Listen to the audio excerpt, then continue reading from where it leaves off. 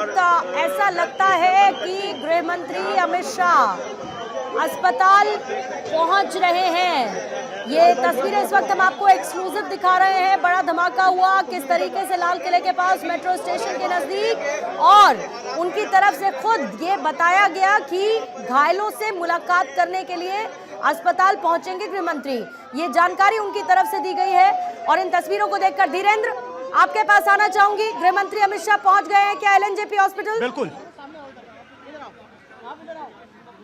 बिल्कुल गृह मंत्री अमित शाह अभी अभी एलएनजेपी हॉस्पिटल के अंदर पूर्णिमा दाखिल हुए हैं। तस्वीरें भी आपने देखी होंगी, चूंकि जिस तरह से घायलों का आंकड़ा बढ़ता जा रहा था, सबसे पहले विस्फोट के बाद जो घायल हुए थे उन्हें एलएनजेपी अस्पताल लाया गया था। गृह मंत्री अमित शाह ने चूंकि हादसे की तुरंत अधिकारियों से जानकारी ली, और जो घायल थे उनकी संख्या बढ़ रही थी, चूंकि अब खुद उन्होंने कहा था वो घायलों से मुलाकात करने के लिए पहुंचेंगे, उनका हालचाल लेने के लिए पहुंचेंगे। तो आपने तस्वीरें भी देखी होंगी।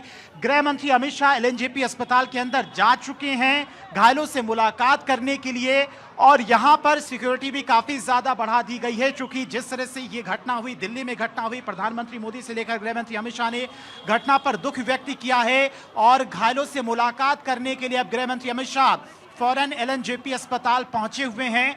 सभी घायलों को इसी हॉस्पिटल में रखा गया है। 24 से ज्यादा घायलों का आंकड़ा पहुंच चुका है। मौत का आंकड़ा अभी 12 से 13 हो गया है। यह आंकड़ा बढ़ भी सकता है, चूंकि मामला पूर्णिमा, जैसा मैं लगातार आपसे बता रहा था, यह घटना बड़ी है और इसी वजह से डिले भी किया जा रहा है पुलिस की तरफ से प्रेस ब्रीफिंग में कि अब तक कितने लोगों की मौत हुई है, कितने लोग घायल हुए हैं। क्योंकि जो तस्वीरें वहां से आई थी लाल किले से, आपने भी पूर्णिमा देखा होगा, कई गाड़ियां थी, 8 से 9 तो कार थी, जिसमें विस्फोट के बाद काफी ज्यादा नुकसान पहुंचा था। और वहां पर वैसे भी नॉर्मली काफी ज्यादा भीड़ रहती है लाल किले के इलाके में। ये देखिए एक और एम्बुलेंस यहां पर पहुंची हुई है, एक एम्बुलेंस वहां खड़ी हुई है, और ये एम्बुलेंस लगातार यहां पर पहुंच रही पूर्णिमा। यानी कि जो घायल उनकी संख्या अभी भी बढ़ सकती है, जो मृतक का आंकड़ा है वो अभी भी और बढ़ सकता है। चूंकि गृह मंत्री अमित शाह पहुंच गए एलएनजेपी हॉस्पिटल, तो आप सोच सकते हैं पूर्णिमा मामला कितना बड़ा है, घटना कितनी बड़ी है। देश की राजधानी दिल्ली में इस तरह की वारदात, यहाँ पर इसमें अभी बहुत कुछ है। देखिए एक खबर अहमदाबाद से भी आ रही है, वहां जो आरएसएस का कार्यालय है वहां पर भी सुरक्षा बढ़ा दी गई है। लेकिन पहले ये एलएनजेपी अस्पताल के भीतर की तस्वीरें मैं दिखाना चाहूंगी, जहां पर गृह मंत्री अमित शाह पहुंच चुके हैं।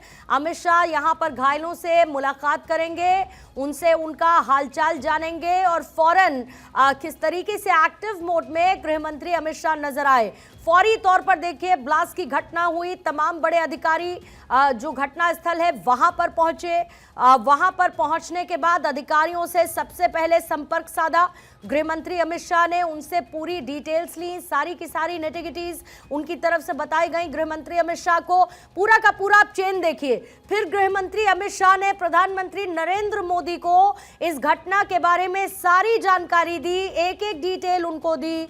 प्रधानमंत्री की नजर घायलों को लेकर उनको जानकारी चाहिए थी, वो गृह मंत्री अमित शाह ने दी। और मुमकिन है कि गृह मंत्री अमित शाह फौरी तौर पर अस्पताल इस वक्त इसीलिए पहुंचे हैं कि घायलों का हालचाल उन्हें जानना हो, क्योंकि इसमें हताहतों की भी जानकारी मिली, जिसका खुद जिक्र गृह मंत्री अमित शाह की तरफ से किया गया। साथ ही उन्होंने ये भी कहा कि घटना की हर एक एंगल से जांच कर रहे हैं, जो सारे सीसीटीवी हैं उनको भी खंगाले जा रहे हैं, और खुद उन्होंने ये भी बताया कि वो स्पॉट पर भी जाएंगे। यानी पहले इस वक्त वो एलएनजेपी अस्पताल में मौजूद हैं, अस्पताल के बाद वो सीधे घटना स्थल पर जाएंगे जहां पर ये ब्लास्ट हुआ। वहां की तस्वीरें हमने आपको दिखाई कि कैसे कार ब्लास्ट के बाद कार के पुर्जे दूर दूर तक बिखरे हुए नजर आए, और कैसे उस एक कार के ब्लास्ट के बाद लगभग 6 गाड़ियां उस आग की जद में आई हैं, जिसको लेकर लगातार जांच की जा रही है। गृह मंत्री अमित शाह इस वक्त पहुंच चुके हैं एलएनजेपी अस्पताल।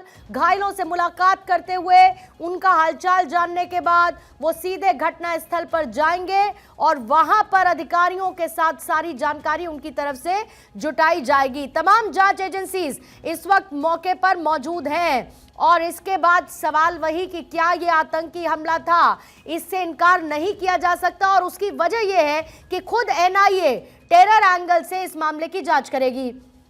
फिर से ये तस्वीरें जहां पर गृह मंत्री अमित शाह की तरफ से सारी जानकारी ली जा रही है, उनको एक बार फिर से ये बताया जा रहा है इस हमले की इंटेंसिटी क्या थी इसको समझते हुए, और फिर उसके बाद यहां पर जो घायल पहुंचाए गए हैं फौरी तौर पर देखिए प्रोटोकॉल है, बेसिक प्रोटोकॉल कि सबसे पहले कहीं पर भी इस तरीके की घटना होती है तो पहले लोगों को बचाने की सबसे बड़ी प्राथमिकता होती है, उनको अस्पताल पहुंचाने की, जिन्हें मेडिकल एड की जरूरत है उनको सबसे पहले अस्पताल पहुंचाया जाए, फिर पूरे इलाके को सिक्योर किया जाए, उस सिक्योर्ड इलाके में आवाजाही को पूरी तरीके से ब्लॉक कर दिया जाए, और फिर जांच एजेंसीज वहां पर मौजूद रहते हुए हर एक पहलू को, हर एक सबूत को जुटाने का जो उनका प्रोटोकॉल है, जो एसओपी है, उसको फॉलो किया जाता है। लेकिन इसी बीच में गृह मंत्री अमित शाह का संबोधन इस धमाके के बाद और उनका उसके बाद अस्पताल पहुंचना, अस्पताल पहुंचने के बाद ही सारी जानकारी लेना, क्योंकि एम्बुलेंस से यहां पर घायलों को पहुंचाया गया है। इसके साथ ही जो मृतकों की संख्या है वो अभी तक 13 हो चुकी है।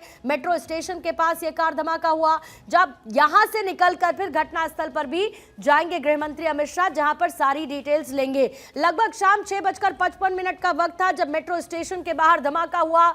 धमाके के बाद अफरा तफरी का माहौल बना, लोग इधर उधर अपनी जान बचाने के लिए भागते हुए नजर आए।